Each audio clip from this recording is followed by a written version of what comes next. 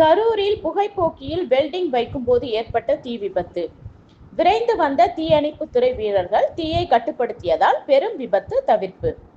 கரூர் மாநகராட்சிக்கு உட்பட்ட சுங்ககேட் பகுதியில் தனியாருக்கு சொந்தமான நிறுவனங்கள் செயல்பட்டு வருகின்றன.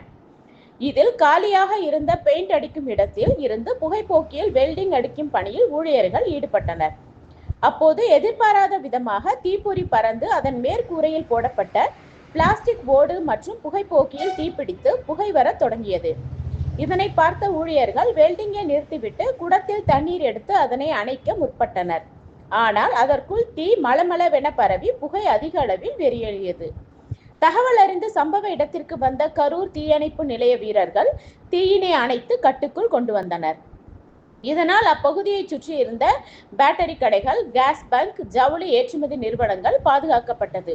இதனால் அப்பகுதியில் சிறிது நேரம் பரபரப்பு ஏற்பட்டது.